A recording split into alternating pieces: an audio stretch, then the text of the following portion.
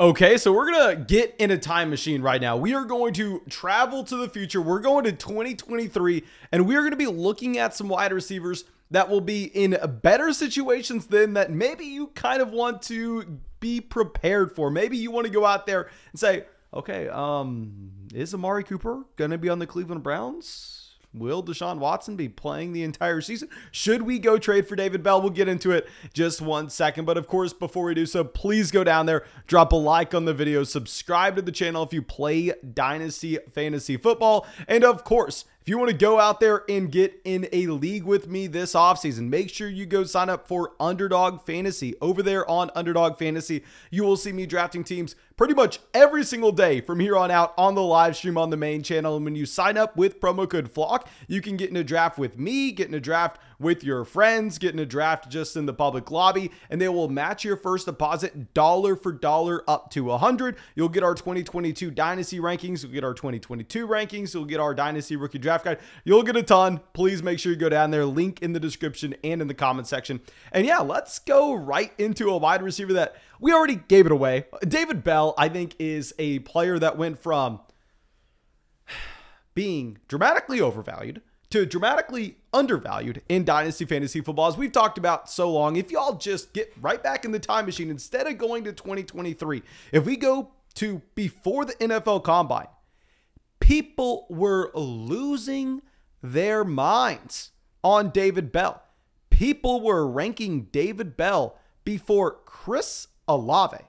Now, of course, things changed after the Combine, but as we have talked about time and time again, the NFL Combine, while it does matter for the running back position, while it does matter for tight ends, surprisingly, it doesn't really matter for these wide receivers. For these wide receivers, if anything, sometimes it's a little bit misleading because what will end up happening is slower wide receivers like David Bell, who runs a 4.65, he's going to fall because he will profile to be someone that's playing more so in the slot. And unless your name's Cooper Kupp, that position for an NFL organization is significantly more replaceable than what you would have with a prototypical field stretcher. The perfect example of this is go pull up Jarvis Landry and his contract for the New Orleans Saints versus Marquez Valdez Scantling, or just leave it with Kansas City, who we'll talk about in a second. And let's look at Marquez Valdez Scantling versus Juju Smith-Schuster and go, okay, well, damn.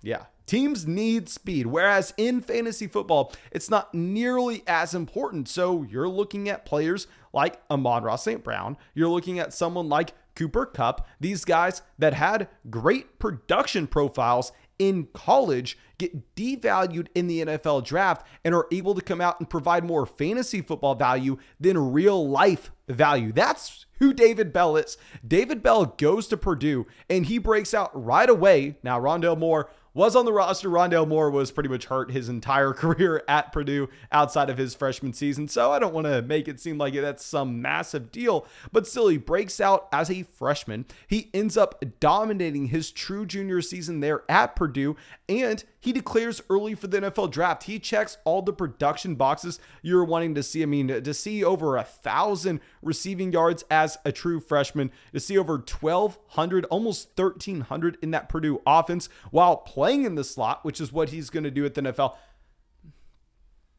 Love the value with David Bell in rookie drafts. Now, if we look at the situation this upcoming season, of course, if you go over to Underdog Fantasy and you're looking at his ADP, you're going to see that drafters aren't really expecting much production for David Bell this season alone, but we need to kind of look at what's going on in Cleveland. Well, A, we don't know how many games you're going to be getting for Desean Watson. I would be very surprised. I've been on record saying this. I think there's almost a 0% chance that Watson suspended the entire season. I think if you go look at the contract they gave him, the most guaranteed money in NFL history, of course there's inflation, the most guaranteed money in NFL history, and 3 first-round picks on top of it, I think the Cleveland Browns ownership, they could probably call Roger Goodell. Can you call Roger Goodell? Can I call Roger Goodell? No, sadly not. But I bet you the Browns owner can go, hey, Roger, just checking in. We're about to send 3 first-round picks over to Houston. We're about to give Desean Watson the largest contract in NFL history. Is he going to miss the entire season? And Probably they're saying no, but it's still a possibility that Desean Watson does miss 4, 6, 8 weeks this upcoming year. So you should put a slight discount on the production you'll get from a David Bell, from someone like Amari Cooper immediately. And I will say, I don't even think Baker Mayfield would take over. I think that they're probably shipping off Baker regardless. So if we're looking at that scenario, you're not as excited about David Bell for the beginning of the season, but in the long term, we've seen, based on any efficiency metric that you look at, Desean Watson, consensus, he's a top 10 quarterback. Nobody on the face of this planet would argue with me that Desean Watson is a top 10 passer. I would argue that Desean Watson, especially in 2023, if we're looking at Brady being out of the league, Desean Watson is a top 5 quarterback in the NFL. So David Bell is going to be playing with an elite quarterback option. And if you look at Amari Cooper, I was really confused with this because I remember initially Amari Cooper gets traded off the Browns. And if you remember, Amari Cooper, he could have been cut from Dallas and they would have saved a lot of money. He didn't really have much guaranteed money. So I pull up the contract, see all of a sudden, oh, Spotrac is saying that he has $20 million in the dead cap. But no, we do a little bit of research. Apparently Spotrac just has a little bit of a glitch here based on the trade. The Browns can move on from Amari Cooper with no dead money whatsoever. So if you're looking at Amari Cooper going forward, if he disappoints in Cleveland, which it's likely, remember, the Dallas Cowboys were going to cut him. The Dallas Cowboys were going to cut him. We reported, I don't know how long ago, that Jarvis was going to get cut because you looked at the Jarvis contract and he was going to be able to save them $15 million. Well, they said, you know what? We're going to cut Jarvis, save that $15 million. We'll give it to Amari instead. So here's a day 3 pick. Doesn't really matter. But if the Browns are in the same situation next year that the Dallas Cowboys found themselves this season, they can move on from Amari Cooper for no money. This could be a 1-year rental. And if they move on from Amari Cooper, David Bell is the wide receiver 1 in Cleveland, paired alongside an elite quarterback with his target competition being the combination of Donovan Peoples-Jones and a field-stretching wide receiver that went on day 2 last year, but strictly because his 40-yard dash time and nothing else. May not look pretty this year, but if we're talking 2023, David Bell looks like he is one of the most appealing wide receivers in this draft. And someone else that at the beginning of the offseason I was an idiot with, and we've already had to go through and apologize for it. We changed our tune before the NFL draft, and thank God we did. Skye Moore is looking like he is going to be in a great spot next season. Now, Marquez Valdez-Scantling does have guaranteed money past this year, but you like that because Marquez Valdez-Scantling has that extremely high average set to target. He's going to take safety attention away from Skye Moore, who can operate as a slot wide receiver, who can operate as an alpha X wide receiver, who could be the flanker, really whatever you need. Skye Moore has shown the ability to do so. So this is a player that you're pretty much guaranteed to get snaps from immediately. And there are a couple other factors here with Skye Moore. Very similar to David Bell. We know Patrick Mahomes, a top 5 quarterback in the NFL. He's going to have that elite quarterback play not only this season, but also next year. And if we're looking at the target competition, Juju Smith-Schuster,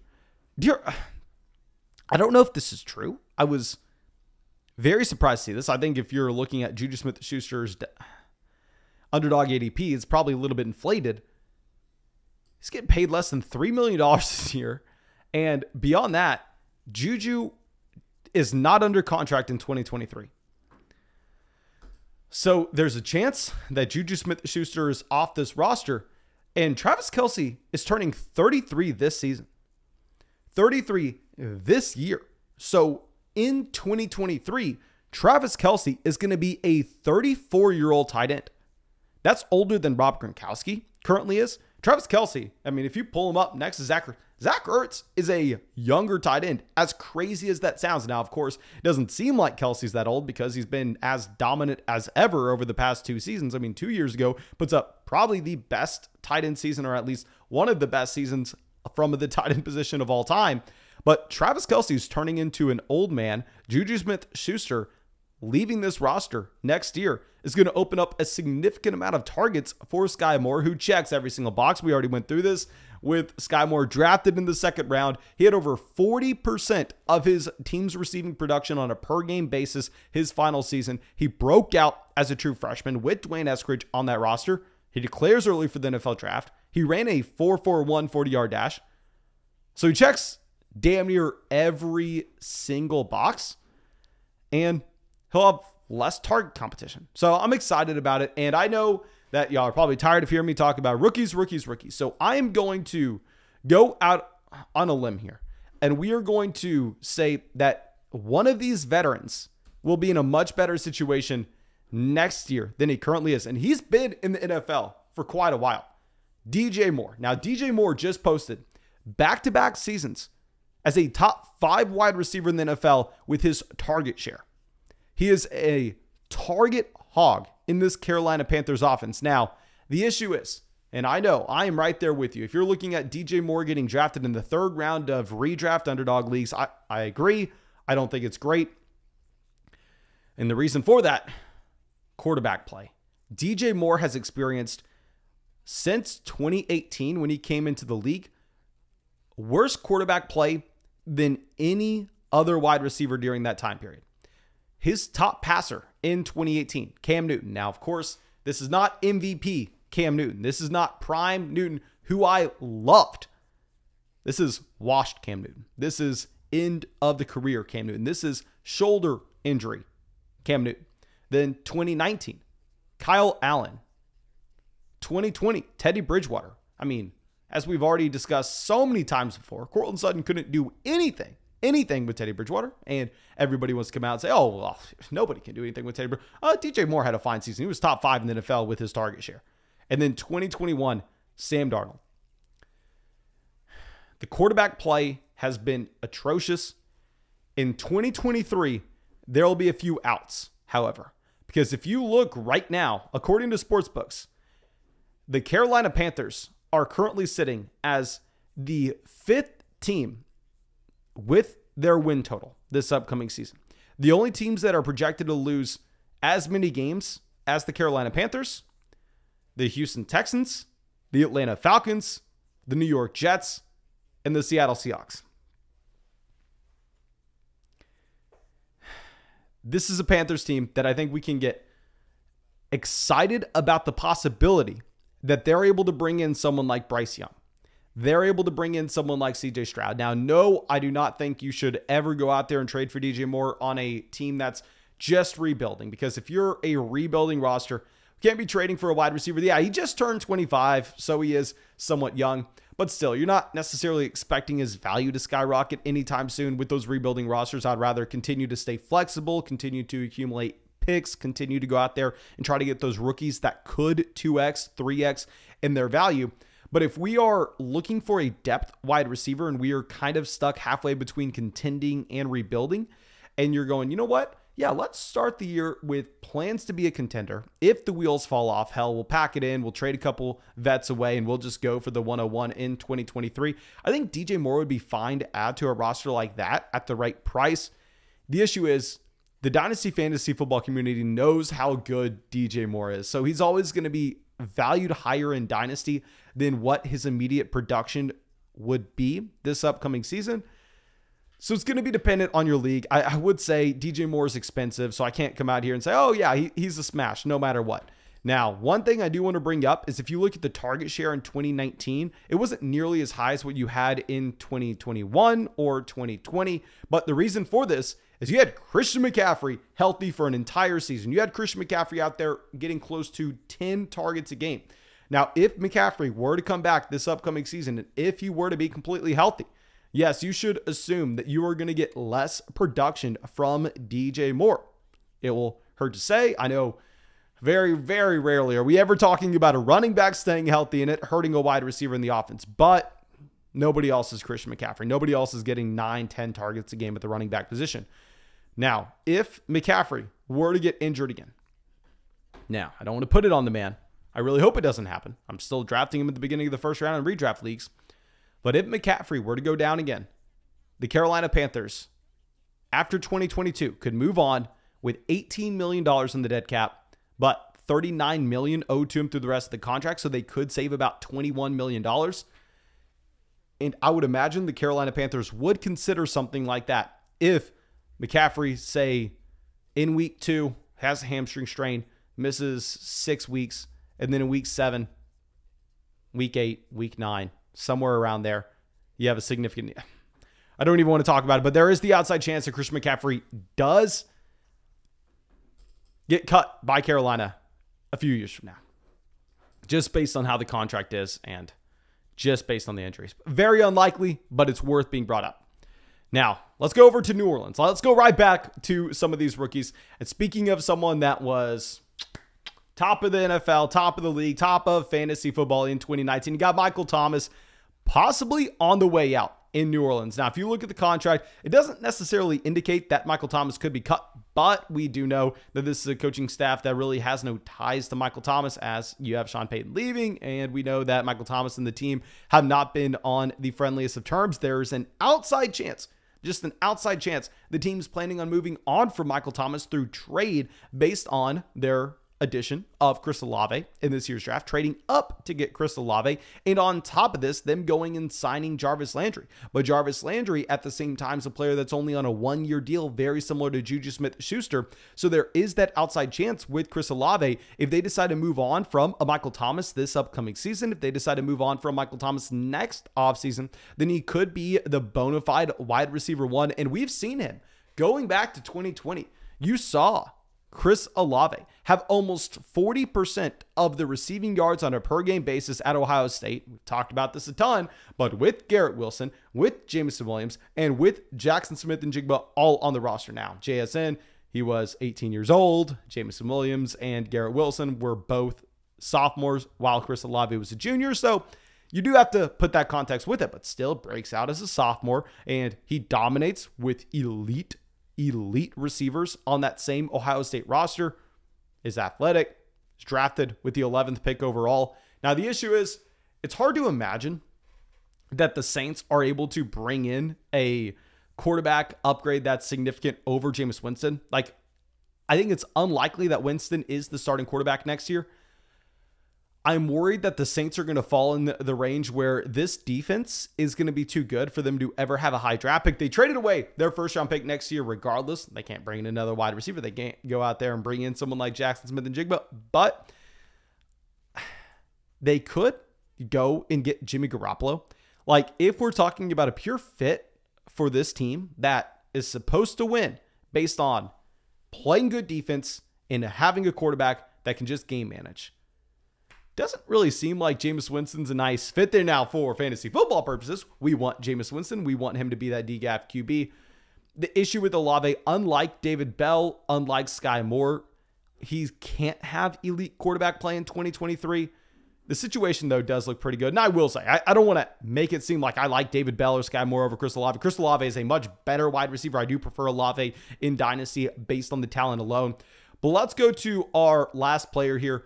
And I want to say this is a boring call. Speaking of the 40-yard dash time being misleading for fantasy football at the wide receiver position, because it will give a player draft capital while not necessarily mean that they are going to soak up volume. Taekwon Thornton, I do have to bring up his name, just because if we head over to this New England Patriots wide receiver room, while there are a lot of names there right now, while you have guys like Kendrick Bourne, Jacoby Myers, Devontae Parker, even Nelson Aguilar. We know they gave Aguilar a decent amount of money last year. If we just run through this list, Devontae Parker, nothing guaranteed. No money guaranteed. Now, if you look at Sport Track, a little confusing, but no guaranteed money with Devontae Parker after this season. Jacoby Myers has no contract after this season. Nelson Aguilar has no contract after this season. Kendrick Bourne only has $1.5 million guaranteed, so they could easily move on from Kendrick Bourne if they decide to. Now, I'm not saying they're going to let go of Jacoby Myers, let go of Nelson Aguilar, then let go of Devontae Parker and cut Kendrick Bourne. Of course, that's not going to happen. What I am saying is you go, okay, well, yeah, what if they go through and they re-sign Jacoby Myers? They say, you know what, Devontae Parker, we're not going to pay you we're not going to pay you over $10 million. We're going to cut Devontae Parker. We're going to use that money, and we are going to sign Jacoby Myers with it, but we'll let Nelson Aguilar walk through free agency. Taekwon Thornton was drafted in the second round. This is the slowest offense in the NFL. He was drafted just to stretch the field of NFL defenses. Now, of course, you know, we're talking about best ball all the time on Underdog Fantasy. Underdog Fantasy will be a redraft best ball, but I play in a decent amount of Dynasty best ball formats. And that's where I think Thornton could be interesting, because in a dynasty best ball league, you'll never have to predict when he does have those spike weeks. And at the same time, I think he'll be running a lot of routes next year. And on top of this, I think that you will be seeing a significant amount of targets open up in this offense that, yes, right now is one of the most run-heavy offenses in the NFL. But we don't know what Bill Belichick's going to be doing 2-3 years from now. Now, of course, thank you so much for being a part of the flock, supporting the channel. If you have not done so already, go down there, drop a like on the video. I appreciate you. I hope you have a great day. And that's all I got for you.